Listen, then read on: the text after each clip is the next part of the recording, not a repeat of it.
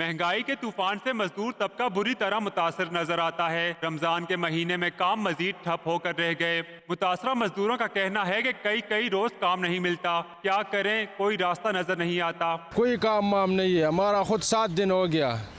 7 दिन में मैंने 10 रुपए नहीं इधर मजदूरी नहीं किया है। हालात बहुत ख़राब है। हुकूमत भी इस तरह है, अवाम भी तंग है। क्या हल, क्या नतीजा इसका निकलेगा? जिनको मजदूरी मिले तो मजदूरी पे भी गुजारा नहीं होता है।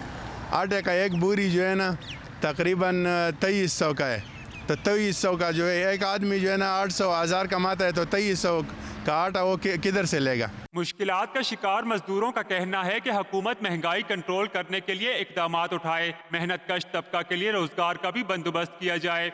तो बहुत मुश्किल से गुजारा हो रहा है। खुदा रास्ते कोई ना कोई हल निकालें अवाम के लिए। ये गरीब अवाम जो है ना, कल जो है ना, ये आपको वोट देने के हकदार नहीं होंगे। दुकानदारों के ऊपर आगे पीछे वो अपने फूड इंस्पेक्टर वगैरह दूसरे तीसरे करें कि ताकि कोई बेचारा ऐसे तो ना मारे जाए ना। हाँ, एक चीज़ है कि 10 रुपये की है तो वो बंदा अपनी मर्जी से बोलता है ये 50 रुपए की है। हो सके गवर्नमेंट के हवाले से वो 50 रुपए की नो। महंगाई के मारे मजदूर हुकूमत की जानिब से कोई रिलीफ न दिए जाने पर भी नाराज नजर आते हैं।